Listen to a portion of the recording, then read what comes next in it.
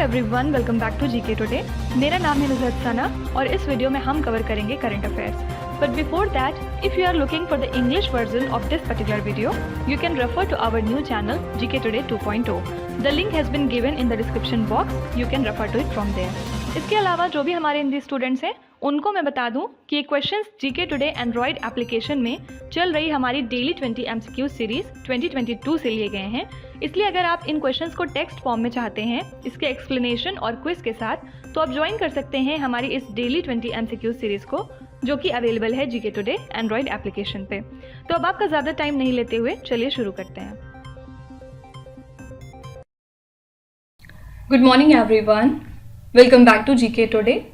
और आज हम डिस्कस करेंगे 7 अक्टूबर के सबसे मोस्ट इम्पॉर्टेंट करंट अफेयर्स। तो चलिए शुरू करते हैं अपना session. Svante Paabo won the 2022 Nobel prize in physiology और medicine is a geneticist from which country. सबसे पहले आपको ये ध्यान में रखना है कि 2022 का नोबेल प्राइज फिजियोलॉजी या फिर मेडिसिन की कैटेगरी में किसको दिया गया है। ये हैं स्वांतो पाबो, और आपसे पूछ रहे हैं कि ये कौन सी कंट्री से बिलोंग करते हैं। तो ये हैं स्वीडन कंट्री से, और इनको क्यों ये अवार्ड दिया गया है? इनकी डिस्कवरी के लिए, जो कि रिलेटेड थी जेनोम ऑफ एक्सटिंक्ट होमिनिन से, साथ ही ह्यूमन एवोल्यूशन के बारे में जो इन्होंने डिस्कवरीज की थी उसकी वजह से। ठीक है, एक्चुअली इन्होंने सीक्वेंस किया था जेनोम को नींडरथाल के, जो कि बहुत ज़्यादा रिलेटेड होती है प्रेजेंट डे ह्यूमन से, और इसी के साथ इन्होंने डिस्कवरी की थी प्रीवियसली अननोन होमिनिन का, जिसका नाम था डेनिसोवा। ठीक है, ये सब चीज़ें बस इन्फॉर्मेशन के लिए हैं, पूछी नहीं जाएंगी कभी भी। ठीक है, तो याद रखिएगा ये जो नोबेल प्राइज है इसमें गोल्ड मेडल दिया जाता है, इसके अलावा 10 मिलियन स्वीडिश क्रोनर भी दिए जाते हैं। ठीक है, इसका आप अप्रॉक्सीमेट अमाउंट ऐसे समझ सकते हैं कि $1.4 मिलियन। ठीक है, तो दो बातें बस इंपॉर्टेंट है कि 2022 का नोबेल प्राइज फिजियोलॉजी कैटेगरी में किसने जीता है। ये है स्वांते पाबो, और कौन सी कंट्री से हैं ये? तो स्वीडन से। ठीक है, नेक्स्ट है what is India's GDP growth projection for 2022 to 23 as per United Nations Conference on Trade and Development Annual Trade and Development Report। आपसे पूछ रहे हैं कि इस टाइम पीरियड में इंडिया का जीडीपी ग्रोथ प्रोजेक्शन कितना रहा। तो इन्होंने एस्टिमेट किया है इंडिया की इकोनॉमी को कि वो ग्रो करेगी बाय 5.7% 2022 में, और 2023 के लिए इन्होंने ये एक्सपेक्टेशन की है 4.7% पे। ठीक है, तो अपनी annual trade and development report में इन्होंने बताया कि जो वर्ल्ड इकोनॉमी है वो 2.6% से ग्रो करेगी 2022 में, और इस रिपोर्ट के मुताबिक जो दुनिया की इकोनॉमी है, मतलब आप वर्ल्ड इकोनॉमी कह सकते हैं, ये जो है ग्लोबल रिसेशन की तरफ जा रही है, और फिर रिसेशन के बाद क्या आता है? स्टैग्नेशन। ठीक है, और ये कब तक ऐसा चलेगा? जब तक कि करंट जो पॉलिसी कोर्स हैं मॉनेटरी और फिस्कल टाइटनिंग की, वो जो है हम चेंज नहीं करते हैं एडवांस्ड इकोनॉमीज में। ठीक है, तो ध्यान में रखिएगा कि इनके मुताबिक 2022 का जो इंडिया का जीडीपी ग्रोथ प्रोजेक्शन है वो है 5.7%, और अगर 2023 का पूछेंगे तो ये है 4.7%। लेकिन इसके अलावा कुछ दिनों पहले हमने बात की थी कि रिजर्व बैंक ऑफ इंडिया की जो मॉनेटरी पॉलिसी कमेटी मीटिंग हुई थी अक्टूबर 2022 के लिए, इसमें इन्होंने 2022 से 23 का जो ग्रोथ प्रोजेक्शन है वो कितना एक्सपेक्ट किया है? 7%। ठीक है, और पहले ये वैल्यू कितनी थी? 7.2%, इसको अब कम करके 7% कर दिया गया है। ठीक है, तो ये वैल्यूज कई बार आपसे पूछ लेते हैं, बाकी बहुत ज़्यादा अंदर डेप्थ में जाने की जरूरत नहीं है, बस ऊपर ऊपर की वैल्यू आप ध्यान में रख सकते हैं थोड़ा। नेक्स्ट है विच स्टेट और the union territory is the host of the digital India conference of A state IT minister. कौन सा ऐसा स्टेट है या फिर यूनियन टेरिटरी है जो इस कॉन्फ्रेंस के लिए होस्ट है? तो digital India conference state IT ministers की हाल ही में कंडक्ट हुई है नई दिल्ली में, और इसको लीड किसने किया है? हमारे मिनिस्टर फॉर कम्युनिकेशन। कौन है? मिस्टर अश्विनी वैष्णव। याद रखिएगा ये हमारे मिनिस्टर हैं इलेक्ट्रॉनिक्स एंड IT के लिए भी। ठीक है, तो इन्होंने अनाउंस किया कि 26,000 करोड़ रुपीज अप्रूव कर दिया गया है। किस लिए? 25,000 नए टावर्स को इंस्टॉल करने के लिए अगले 500 दिनों में। ठीक है, तो याद रखिएगा ये कॉन्फ्रेंस कहाँ पे हुई है? नई दिल्ली में। जब हम होस्ट वाली कैटेगरी करेंगे तो आपको ये क्वेश्चन वहाँ पे जरूर दिखेगा, तो इस तरह आपका रिवीजन भी हो जाएगा। ठीक है, इसके अलावा नई दिल्ली एक और रीजन की वजह से काफ़ी ज़्यादा चर्चे में थी। क्या था ये? हाल ही में इन्होंने अनाउंस किया है अपना 15 पॉइंट का विंटर एक्शन प्लान। ठीक है, अगर आपको याद हो, किस लिए? पोल्यूशन को टैकल करने के लिए। तो ध्यान में रखिएगा, अगर आपसे पूछेंगे कौन सी स्टेट या फिर यूनियन टेरिटरी है जिसने 15 पॉइंट का विंटर एक्शन प्लान अपने लिए रेडी किया है, ये है नई दिल्ली। नेक्स्ट है Optimus is the prototype humanoid robot launched by which company. आपसे पूछ रहे हैं कि जो ऑप्टिमस एक ह्यूमनाइड रोबोट है, इसको कौन सी कंपनी ने लॉन्च किया है? तो टेस्ला के सीईओ एलॉन मस्क ने हाल ही में प्रेजेंट किया है एक प्रोटोटाइप ह्यूमनाइड रोबोट जिसका नाम है ऑप्टिमस, जो कि शेयर करेगा आर्टिफिशियल इंटेलिजेंस सॉफ्टवेयर को और सेंसर्स को with its cars autopilot driver assistance feature. ठीक है, और ये जो ऑप्टिमस रोबोट है, इसको मिलियंस ऑफ यूनिट्स में प्रोड्यूस किया जाएगा। इसके अंदर में 2.3 किलोवाट आवर का बैटरी पैक रहेगा।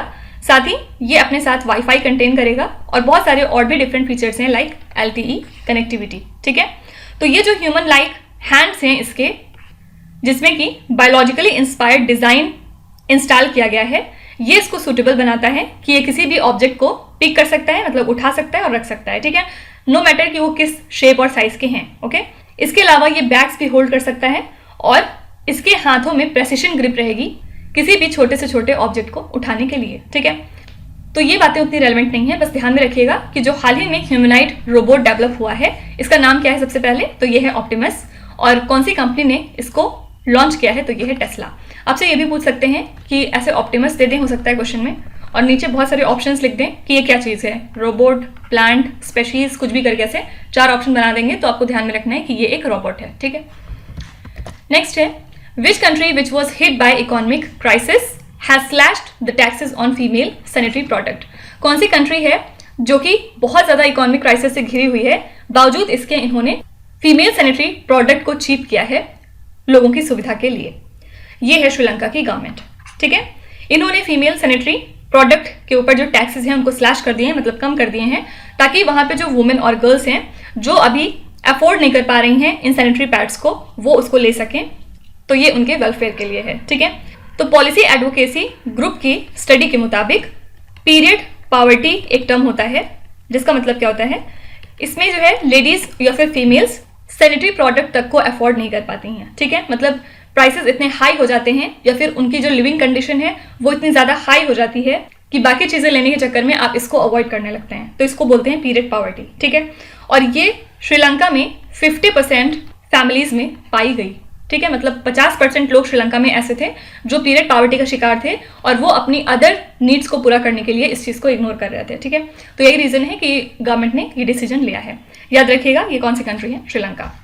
देखिए, इसके अलावा हमेशा ध्यान में रखिएगा कि कुंबालंगी एक विलेज है, कौन से स्टेट में? केरला स्टेट में। और ये किस वजह से इंपॉर्टेंट है? क्योंकि ये इंडिया का पहला सैनिटरी नैपकिन फ्री विलेज बन चुका है। ठीक है, तो आपसे पूछ सकते हैं कभी भी कि इंडिया का पहला सैनिटरी नैपकिन फ्री विलेज कौन सा है? तो ये है कुंबालंगी। कौन से स्टेट में लाई करता है? तो ये है केरला में। नेक्स्ट क्वेश्चन है which is the first country to announce a zero extinction target for its plant and animal. कौन सी ऐसी दुनिया की पहली कंट्री है जिसने जीरो एक्सटिंक्शन का टारगेट अनाउंस किया है हाल ही में अपने यहाँ के प्लांट्स और एनिमल्स के लिए? तो ये है ऑस्ट्रेलिया की गवर्नमेंट। ठीक है, और ये पहली बार है जब ऑस्ट्रेलिया की गवर्नमेंट ने ऐसा कोई टारगेट बनाया है। इस प्लान में इन्होंने 10 साल तक का एक रोड मैप तैयार किया है ताकि ये इम्प्रूव कर सकें 110 स्पेशीज की कंडीशन को, साथ ही 20 प्लेसेस को। ठीक है, और जो नंबर ऑफ इनकी प्रायोरिटी स्पेशीज हैं वो बढ़ा के 100 से कर दी गई है 110, और लोकेशंस को बढ़ा के 6 से 20 कर दिया गया है। ठीक है, तो only thing here relevant is कि कौन सी ऐसी कंट्री है जिसने जीरो एक्सटिंक्शन टारगेट हाल ही में प्लान किया है? तो ये है कंट्री ऑस्ट्रेलिया। ऑस्ट्रेलिया हाल ही में 2 वजह से न्यूज़ में था, क्योंकि उन्होंने 2 तरह की एक्सरसाइज होस्ट की है। फर्स्ट है इसमें एक्सरसाइज ककाडू और सेकेंड है एक्सरसाइज पिच ब्लैक। ठीक है, अच्छा, आपको कमेंट्स में लिखना है कि ऑस्ट्रेलिया अपने किस बिल की वजह से कुछ दिनों पहले न्यूज़ में था। यहाँ पे एक पर्टिकुलर बिल है जो पास हो रहा था, इस वजह से काफ़ी ज़्यादा ही न्यूज़ में था। आपको उस बिल का नाम कमेंट्स में लिखना है। नेक्स्ट क्वेश्चन है which Indian business person was honoured with the global Indian award by the Canada India foundation. कौन से इंडिया के बिजनेस पर्सन हैं जिनको ग्लोबल इंडियन अवार्ड से कन्फर किया गया है इस साल? तो ये हैं वेदांता के फाउंडर मिस्टर अनिल अग्रवाल। इनको ऑनर किया गया है ग्लोबल इंडियन अवार्ड के साथ, जिसमें कि $50,000 प्रोवाइड किए जाते हैं बाय कनाडा इंडिया फाउंडेशन। ठीक है, तो इन्होंने सारा अमाउंट डोनेट कर दिया है कैनेडियन हेल्थ चैरिटी को, जो कि नेटिव इंडियंस के वेलफेयर के लिए काम करती है। और इस अवार्ड के प्रीवियस रेसिपिएंट बहुत सारे हैं, for example Ratan Tata, doctor APJ Abdul Kalam और दीपक चोपड़ा वगैरह। ठीक है, तो 2 क्वेश्चन आपसे पूछ सकते हैं कि सबसे पहले किनको मिला है ग्लोबल इंडियन अवार्ड, तो ये है मिस्टर अनिल अग्रवाल। और ये भी पूछ सकते हैं कि ये किस ऑर्गेनाइजेशन या किस कंपनी से एसोसिएटेड हैं, तो याद रखिएगा ये वेदांता के फाउंडर हैं। ओके, नेक्स्ट है Bharat skills forum was launched under which union ministry. Bharat skill forum को लॉन्च किया गया है कौन सी मिनिस्ट्री के तहत, आपसे ये पूछ रहे हैं। तो डायरेक्टोरेट जनरल ऑफ ट्रेनिंग ने हाल ही में भारत स्किल्स फोरम को लॉन्च किया है। ये एक तरह का नया फीचर है जिसमें कि sharing of books, notes, videos, question bank वगैरह अलाउ होती है फॉर स्किल्ड लर्नर्स।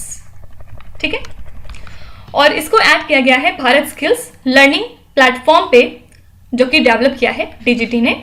और ये एक एपेक्स ऑर्गेनाइजेशन है under the ministry of skill development and entrepreneurship. ठीक है, किस लिए? नेशनल लेवल पे कोऑर्डिनेशन के लिए फॉर वोकेशनल ट्रेनिंग प्रोग्राम। तो only thing important is Bharat skill forum कौन सी मिनिस्ट्री से एसोसिएटेड है, तो ये है ministry of skill development and entrepreneurship. देखिए, इसके अलावा प्रधानमंत्री आवास योजना के तहत 69% ऑफ घर ऐसे हैं जो कि होली और ज्वाइंटली ओन होते हैं बाय वुमेन। कहाँ पे? रूरल एरियाज में।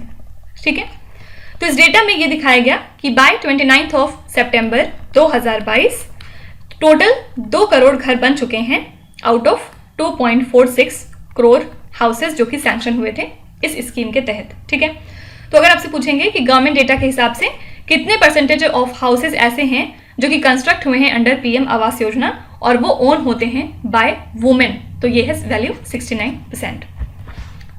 नेक्स्ट है what is the theme of the world space week 2022।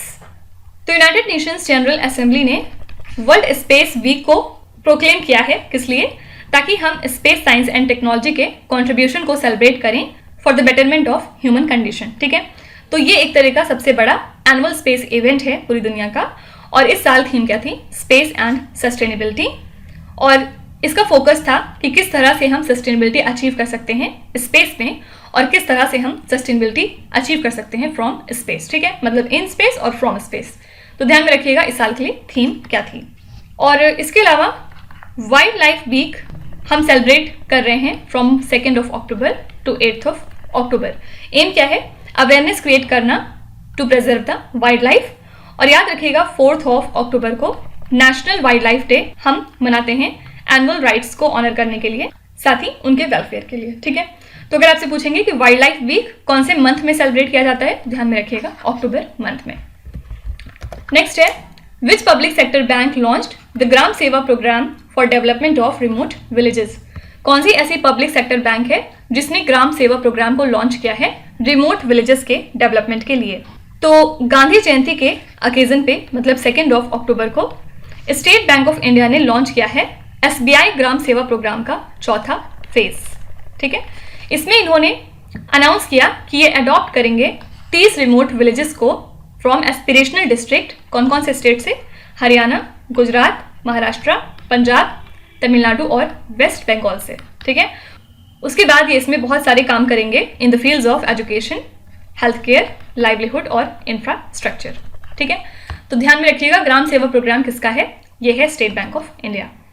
क्या आप बता सकते हैं कि इन चारों बैंक में से कौन सी ऐसी बैंक है जो कि इकलौती बैंक है जो इशू कर सकती है इलेक्टोरल बॉन्ड्स को इंडिया में? अपने जवाब आप कमेंट्स में जरूर लिखिएगा। नेक्स्ट क्वेश्चन है as per the recent report of union tourism ministry which state registered the most number of foreign tourist visit in 2021।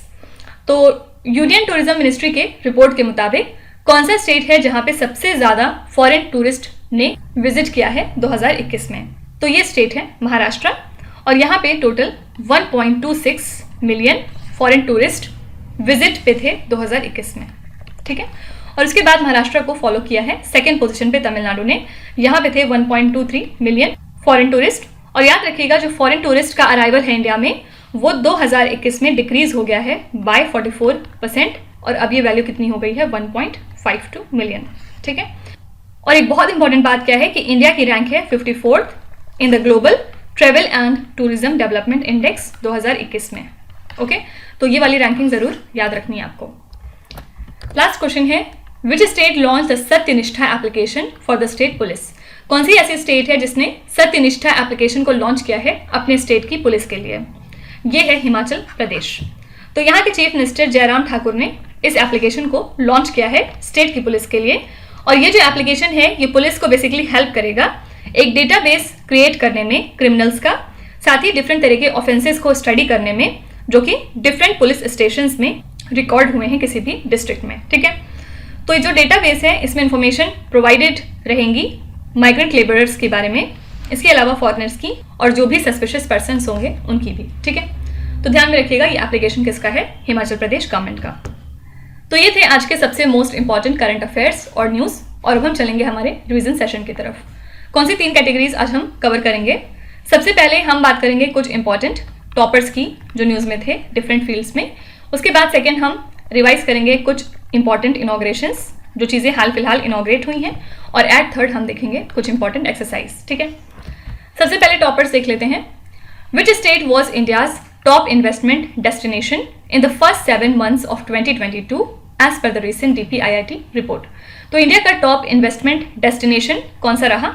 Andhra Pradesh. ठीक है, आंध्र प्रदेश ने टोटल अट्रैक्ट किए हैं 40,361 crore rupees out of 1,71,285 crore rupees, जो कि पूरा ओवरऑल इंडिया ने अट्रैक्ट किया है। उसके बाद आंध्र प्रदेश को फॉलो किया है सेकंड पोजीशन पे उड़ीसा ने अट्रैक्ट किए हैं 36,828 करोड़ रुपीज। ठीक है, तो ये जो डेटा है ये बिल्कुल भी इंपॉर्टेंट नहीं है, इसको आप टोटली इग्नोर कर सकते हैं, बस समझाने के लिए है। ध्यान में रखिएगा कि सबसे ज्यादा इन्वेस्टमेंट कौन से स्टेट ने अट्रैक्ट किया है, ये है आंध्र प्रदेश, और सेकंड पे था Orissa. Which Indian zoological park tops the Central Zoo Authority's recent ranking? तो सेंट्रल जू अथॉरिटी की रिसेंट रैंकिंग को कौन सी इंडिया की जूलॉजिकल पार्क ने टॉप किया है? तो ये है Padmaja Naidu Himalayan zoological park, और ये कहाँ पे है? दार्जिलिंग में। ठीक है, उसके बाद सेकेंड पोजीशन पे था अरिगनर अन्ना जूलॉजिकल पार्क, और ये कहाँ पे है? चेन्नई में, तमिलनाडु स्टेट के। उसके बाद थर्ड पोजीशन पे था श्री चामाराजेंद्रा जूलॉजिकल गार्डन, और ये है मैसूर में। ठीक है, which state has top the implementation of Amrit Sarovar programme?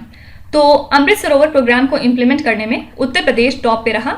Uttar Pradesh ने टोटल कितने अमृत सरोवर क्रिएट किए हैं? तो ये हैं 8,462। ठीक है, और उत्तर प्रदेश को फर्दर फॉलो किया है सेकेंड पोजीशन पे मध्य प्रदेश ने, थर्ड पे था जम्मू एंड कश्मीर, और फोर्थ पे था राजस्थान, और फिफ्थ पे था तमिलनाडु। तो ये 5 टॉप स्टेट्स हैं जो कि सबसे अच्छा परफॉर्म करते हैं अमृत सरोवर प्रोग्राम को इम्प्लीमेंट करने में। और होता क्या है इस प्रोग्राम में? इसका बेसिकली एम है वाटर को कंजर्व करना। ठीक है, which state top the country in terms of food grain production as per the recent data? तो फूड ग्रेन प्रोडक्शन के मामले में पंजाब और हरियाणा टॉप पोजीशन पे थे, और अगर हम नॉन फूड ग्रेन प्रोडक्शन की बात करेंगे तो इसमें उत्तर प्रदेश टॉप पे था। कुछ और भी नॉर्दर्न स्टेट हैं जो कि काफ़ी अच्छा परफॉर्म किए थे नॉन फूड ग्रेन प्रोडक्शन के टर्म्स में। ठीक है, देखिए इसके अलावा याद रखिएगा कि जो नेट सोन एरिया है वो कम हुआ है बहुत सारे स्टेट में, फॉर एग्जांपल उड़ीसा, महाराष्ट्र और बिहार, और जो नेट सोन एरिया है वो इंक्रीज हुआ है कहाँ पे? राजस्थान, गुजरात और उत्तर प्रदेश में। Which country emerged as the top sourcing nation in FDI equity flows into India in financial year 2021-22? तो कौन सी कंट्रीज में टॉप पे रही? सिंगापुर, और सिंगापुर को फर्दर फॉलो किया है USA ने सेकेंड पोजीशन पे, फिर थर्ड पे थी मॉरिशस, और फोर्थ पे थी नीदरलैंड। ठीक है, which Indian airport was ranked 13th in the ACI list of top 20 busiest airports in the world? तो इस रैंकिंग में 13th पोजीशन पे थी इंदिरा गांधी इंटरनेशनल एयरपोर्ट, और जो टॉप 7 एयरपोर्ट हैं इस रैंकिंग के वो सारे के सारे USA से हैं, और ये जो टॉप 20 बिजिएस्ट एयरपोर्ट्स हैं ये 19% of total global air traffic को अकाउंट करते हैं। ठीक है, ध्यान में रखिएगा कि फर्स्ट पोजीशन पे USA का कौन सा एयरपोर्ट था? तो ये है Hartsfield Jackson Atlanta international airport. Which country top the medal tally of the 2022 world athletics championship? इस चैंपियनशिप को टॉप किया है USA ने। उसके बाद सेकेंड पोजीशन पे था इसमें जमाइका, और थर्ड पे था एथियोपिया। ठीक है, which state top the utilisation of funds under smart city mission. तो स्मार्ट सिटी मिशन के तहत कौन सा ऐसा स्टेट है जिसने टॉप किया है इन यूटिलाइजेशन ऑफ फंड्स? तो ये है तमिलनाडु, ठीक है। और तमिलनाडु को फर्दर फॉलो किया है उत्तर प्रदेश ने। फाइन। अच्छा, वर्ल्ड एथलेटिक्स चैंपियनशिप में अगर इंडिया की बात करें तो ध्यान रखिएगा कि नीरज चोपड़ा इकलौते ऐसे स्पोर्ट्स पर्सन थे जिनको कि कोई मेडल मिला था इस चैंपियनशिप में, और इन्होंने इस चैंपियनशिप में सिल्वर मेडल क्लिंच किया था, ठीक है। नेक्स्ट बात करते हैं कुछ इंपॉर्टेंट इनॉग्रेशंस की। Which state inaugurated the Lata Mangeshkar Chowk at the banks of the Saryu river. Lata Mangeshkar Chowk को इनॉग्रेट किया है उत्तर प्रदेश की गवर्नमेंट ने। The integrated cryogenic engine manufacturing facility of Hindustan aeronautics limited was inaugurated in which city. तो ये जो फैसिलिटी है HAL की, इसको इनॉग्रेट किया गया है बेंगलुरु सिटी में, ठीक है। India's first lithium cell manufacturing facility is set to be inaugurated in which city. तो इंडिया की पहली लिथियम सेल मैन्युफैक्चरिंग फैसिलिटी कहाँ पे इनॉग्रेट होगी? तो ये है Tirupati. India's longest rubber dam Gaya ji dam was inaugurated in which state और द यूनियन टेरिटरी। देखिए, जब कभी आपको सुपरलेटिव डिग्री मिलेगी, लॉन्गेस्ट, फर्स्ट, लास्ट, इस तरह करके, तो वो क्वेश्चन बहुत ज़्यादा इंपॉर्टेंट रहता है, ठीक है। हो सकता है इस क्वेश्चन में आपसे यही पूछ लें कि इंडिया का सबसे बड़ा जो रबर डैम है उसका नाम बता दीजिए। नाम क्या है? गया जी डैम, ठीक है। और कौन से स्टेट में लाई करता है? तो ये है बिहार में। Prime minister inaugurated the Kalam no carnival book fair in which city. इस बुक फेयर को इनॉग्रेट किया था प्राइम मिनिस्टर नरेंद्र मोदी ने अहमदाबाद सिटी में। Which state inaugurated schools of excellence and model school scheme based on the schools of Delhi? तो ये state है Tamil Nadu. Which Indian state or the union territory has inaugurated the Rajiv Gandhi Rural Olympic Games? इसको inaugurate किया है Rajasthan state ने। The world's longest branch canal in the world has been inaugurated in which state or the union territory? तो दुनिया की सबसे बड़ी branch canal को कहाँ पे इनॉग्रेट किया गया है? आंसर हो जाएगा गुजरात स्टेट, ठीक है। यहाँ पे भी लॉन्गेस्ट आ गया, तो ये भी क्वेश्चन इंपॉर्टेंट है, ठीक है। लास्ट में बात करते हैं कुछ इंपॉर्टेंट एक्सरसाइज की जो हाल फिलहाल न्यूज में थी। Which country hosted the exercise operation southern readiness. इसके लिए होस्ट कौन सी कंट्री थी? ये है Seychelles. Which city played host to the harbour phase of Japan India maritime exercise 2022। सभी जानते हैं कि जीमैक्स इंडिया और जापान के बीच की एक्सरसाइज है, और इसका जो हार्बर फेज है वो कहाँ हुआ था? विशाखापट्टनम में। Which Indian armed force conducted the पर्वत प्रहार एक्सरसाइज। इसके लिए होस्ट था इंडियन आर्मी, ठीक है। Indian army and Indian air force conducted a joint exercise named as Gagan strike in which state. तो गगन स्ट्राइक इन्होंने कंडक्ट की थी पंजाब स्टेट में। India conducted a cyber security exercise which is a part of the international counter ransomware initiative in collaboration with which country. तो अगर आपसे पूछेंगे कि जो साइबर सिक्योरिटी एक्सरसाइज है उसमें कौन सी दो कंट्रीज एसोसिएटेड हैं, तो इंडिया हो गई और सेकेंड है यूके।